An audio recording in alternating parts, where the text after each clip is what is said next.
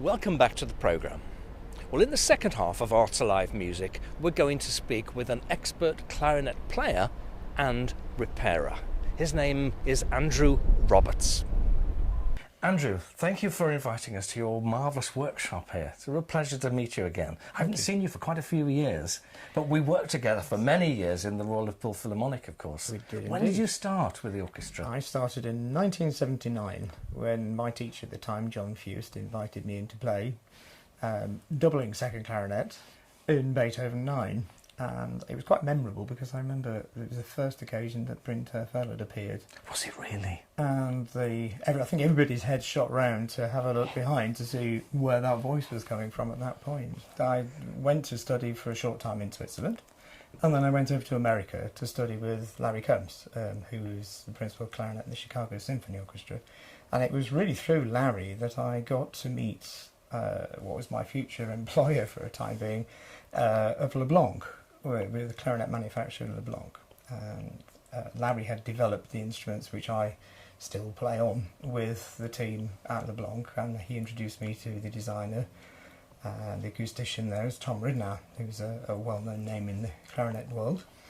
And my sort of interest in clarinet development and making of instruments came from that, really. What is unique about you, as well as being a top professional player? You're also a fantastic repairer, modifier of these wonderful instruments. There can't be many people who do that. No, there aren't. As far as I'm aware, I may be the only one in this country. I don't know. I wouldn't like to make a statement that can be disproved, but I don't think there is anybody else in my situation exactly. I enjoy the work in the workshop enormously because after 30 years of playing an instrument, one tends to have seen the repertoire a lot. So it's very nice to tax your brain in a different way and just to make it work in understanding the acoustics and the engineering side of things, which I didn't have a lot of experience in, but I've had enormous help from some useful friends. My best friend, Willie Simmons, is an outstanding flute maker and a fantastic engineer. So my engineering knowledge has really come through him mostly. And it's led me into some very interesting things. My work with LeBlanc used to consist of doing workshops and presentations about the instruments and how different it was. And one of the major issues for LeBlanc was the quality of wood. And in demonstrating that, we could quite often take along a selection of these pieces that you can see here, which basically show you the processes in the change from the original piece of wood. This is mostly imported from Tanzania. It's African blackwood or Grenadilla. It gets called all sorts of things. Ebony is not quite the same thing, but it looks like ebony wood. Very, very dense, very heavy. I mean, I'm sure you can feel the weight of that. Oh my goodness. See how surprising. Compared with the finished item, that is a colossal weight. So all of that material has to be taken away. It's difficult to work because tooling will go blunt very quickly because the hardness of the wood is such that you have to change these things regularly to make them work. So in the process, we're going to remove, as you said, from the outside. Oh my goodness, what a difference already. Exactly. This has got a flaw in the wood, which is why this has been rejected, and they haven't even made the internal changes. This model is then the next stage on, where the hole is right through the bell. And then, of course, we're going to get to the refining stages, where this is very near to the end of production model. And you can see now how much lighter this is. Oh my goodness, it's a fraction of its weight. A fraction of the weight. A lot of wood has been taken away. Goodness. And that wood, sadly, the only purpose that most manufacturers have found for it is burning. So they would literally set fire to huge piles of the ends and middles of the clarinets. Of course, when it's finished, the wood is highly polished and darkens quite considerably, as you can see from. I was surprised, Andrew, because I've always seen the wood that the clarinet's made of as being almost black, and I'm surprised to see how brown it is. It is actually very brown, and it does vary quite a great deal between one piece to another. Some of my barrels have turned out very, very light, and some have turned out quite dark. Well, I know another thing that's terribly personal to especially clarinet players, but it seems to be woodwind players generally. There's always one little topic that they all talk about. Flute players always talk about head joints. String players talk about strings, of course, and bows. But I know clarinet players, the barrel is the most important thing that they seem to talk about. What is it about barrels that is so important? Well, we seem to have more problems than just the barrel. We also have a mouthpiece and a reed, which gives us other topics to talk of. But for my purposes, I don't make mouthpieces, but I can make barrels, and have been doing so for about a year now. Now, is this bit below the mouthpiece the barrel? It's the bit that connects the mouthpiece to the body. And we've got some examples here which we could have a look at. This is more of a standard sort of shape to a clarinet barrel. The original ones usually have a metal ring attached. Oh, like yes, that's what I've seen before. Now, this is for strength. Unfortunately, there is definitely a downside in that it affects the sound. It restricts the sound. So many manufacturers now, including me, will not add the metal to the wood itself, because we've found ways of strengthening the wood on the inside. Obviously, some of this is what we might call trade secret. But we've had some interesting experiments with the different shapes of a barrel. This came from the fact that initially, when we start with the piece of wood as a cylinder, which we may see later on the machine, on the lathe, we found that the original shape was sounding really good.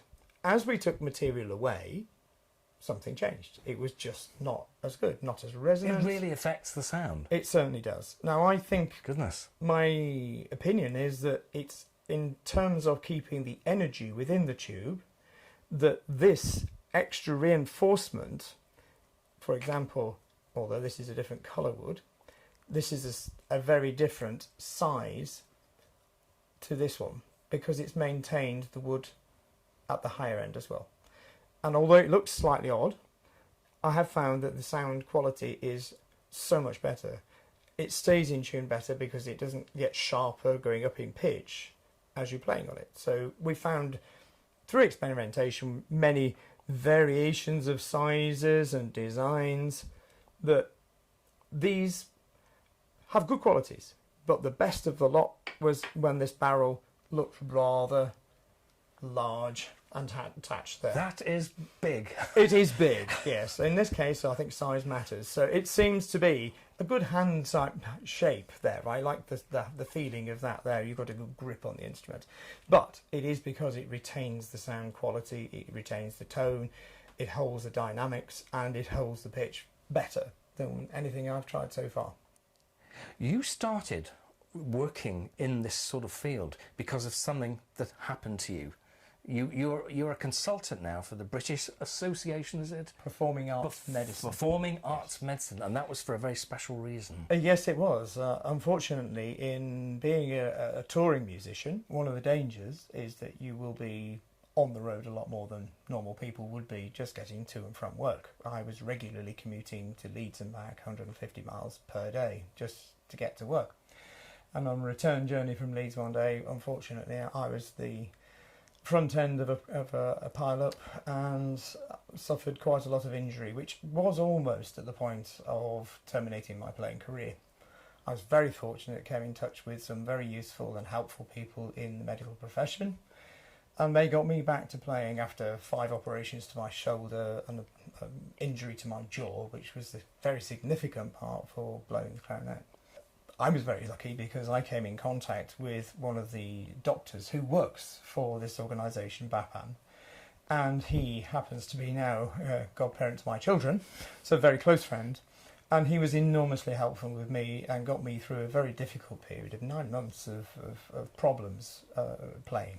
He then made the introduction from me to BAPAN to work with them as a consultant, because some of the things that I developed from my own playing also would help other people with problems, whether it's RSI or epicondylitis, those sort of injuries. We can offer some help by modifying the ergonomics of the instrument and changing perhaps the thumb rest. Might be a moment to look at that on this instrument here, where this is a a non-standard thumb rest, which allows me to support the instrument in a very easy way where it's balanced and there's no tension. This is one of the main causes of problems: too much tension. I suppose if you think about it, a clarinet is made to a standard pattern, but people aren't. That's exactly the point. What we need is a way of customising and changing things to suit the player, whether it's adapting perhaps a key like this, where this will fit the player's hand much easier than the standard key, and very often younger players, for example, can't reach the hole at the bottom of the clarinet there, which is the largest one, because the thumb rest is forcing their hand too low, and it doesn't allow them to cover the hole easily. So certain things like this can be very easily adapted to the standard design, and most people find the improvement is comfort and being able to play for longer. So all this has come really from your own efforts to make it easier for yourself. Precisely. And those developments have now gone on into the instrument design and the instrument's tuning, the acoustics, and its performance. I work now to make everything as easy as possible and with as little restriction to what I do, and try to give that to other people as well, to experience what it's like to play a very easy blowing instrument which does everything that it should do.